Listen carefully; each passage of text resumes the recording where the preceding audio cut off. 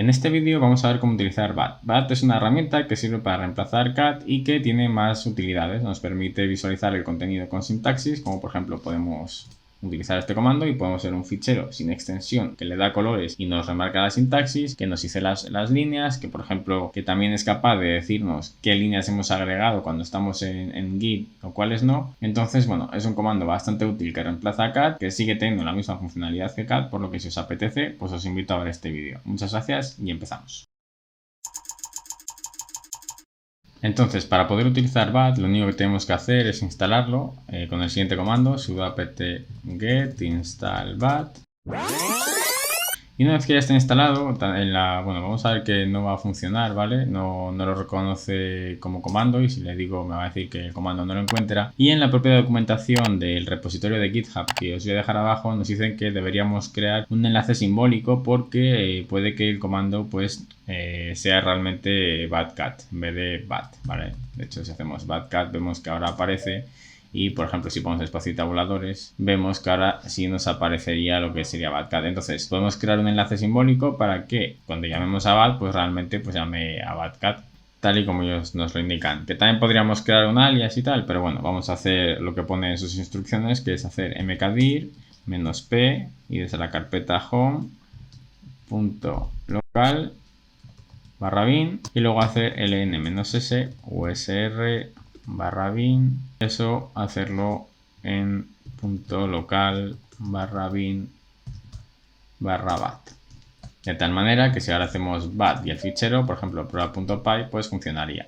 Entonces, ¿qué beneficios nos trae BAT con respecto a CAT? Bueno, lo primero que estamos viendo es que, por ejemplo, tiene resaltado de sintaxis y también te indica las líneas. En nuestro archivo de prueba.py ya vemos que nos aparece que en la línea 1 tenemos print aprende computación.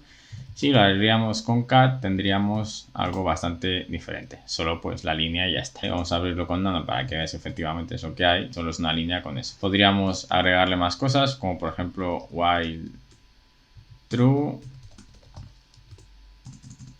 pues print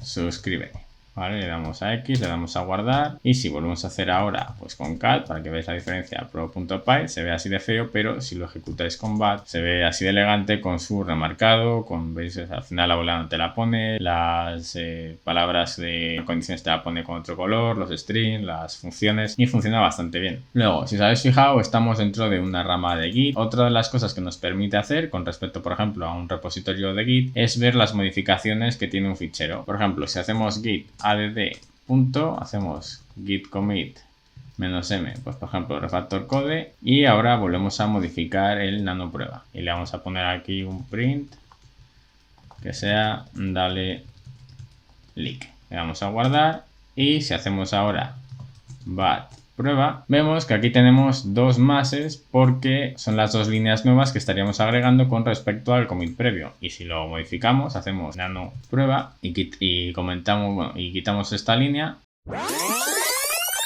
Y si ahora volvemos a hacer bat prueba.py, vemos que aquí nos aparecería que hay una línea que ha sido borrada. Otra característica interesante es que nos permite enseñar los caracteres que no son printables. Por ejemplo, un espacio, un salto de línea. Para hacer eso simplemente tendríamos que hacer bat -a y por ejemplo este que tenemos aquí de espacios y tabuladores.py y aquí vemos que los espacios nos los va a poner como puntos, los tabuladores con estos símbolos.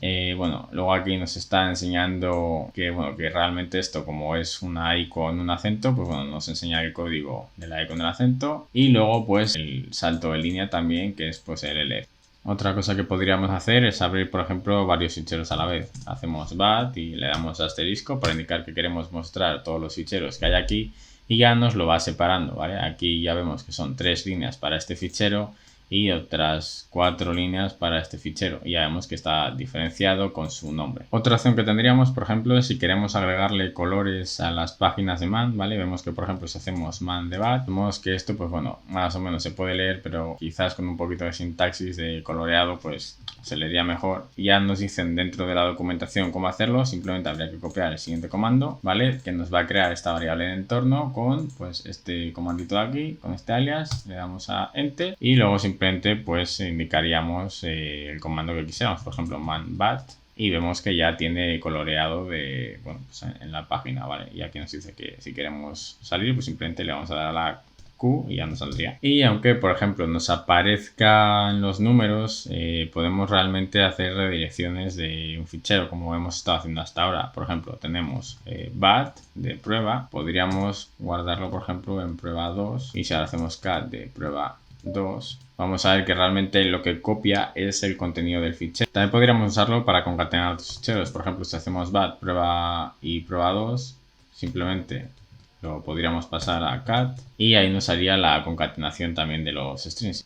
Y si por ejemplo tuviéramos un fichero muy grande, por ejemplo con cat, sí nos imprimiría todo de tal manera que llegaría un momento en el que no podríamos quizá ver qué habría porque se nos habría comido todo el espacio de la pantalla. Pero con bat tiene su propio paginador, por lo que si por ejemplo tuviéramos un fichero muy grande, ¿vale? Simplemente vamos a generar un fichero enorme. Entonces vamos a hacer un fichero grande que va a tener la documentación pues de bat. Vamos a hacer nano bat.txt, vamos a copiarle el contenido y vamos a salir y a guardar. Entonces si ahora hacemos cat bat.txt, esto es bastante, no pagina, y bueno, si hubiera aquí, o sea, si al final esto podría comernos todo el espacio que imprime, podríamos no ir para atrás. Si lo quisiéramos paginar con bat se podría, por ejemplo, bat.txt, y vemos que aquí nos va paginando el fichero de tal manera que con las flechas del teclado podemos ir bajando entre unas y otras, ¿vale? Al final esto es txt, por eso no lo pone, pero si saliéramos y pasaréis, recordar que solo hay que darle a la Q y lo renombráramos a, por ejemplo, a Markdown, y ahora hacemos md, vemos que ahora efectivamente sí nos aparece, ¿vale? Otra cosa que podríamos hacer, por ejemplo, es que tenemos un fichero JSON que no tiene extensión JSON, ¿vale? Vamos a llamar a... Vale, esto por defecto pues tampoco tiene extensión, entonces si hacemos bat nos lo va a imprimir así, no tiene sintaxis ni nada, pero le podemos indicar cuál sería el lenguaje para que nos lo parse sin tener que cambiar la extensión. Para ello simplemente tenemos que hacer bat -l JSON y el fichero A. Y ya lo tendríamos. Si os fijáis, esto es un poquito más gris, esto es un poquito más blanco. Vamos a mover el archivo de Python, ¿vale? Para que sea más fácil de ver. Y ahora vamos a hacer bat prueba. Vemos que no aparece, pero si le decimos bat -l Python prueba, vemos que ahora sí nos lo indica, ¿vale? Bueno, esto es más o menos el potencial. Es una herramienta bastante útil, sobre todo si estamos trabajando mucho con terminal, que al final, pues, bueno, dentro de lo que cabe suele ser más cómodo que quizás con la interfaz gráfica. Espero que os haya gustado y nos vemos en el siguiente vídeo. Muchas gracias.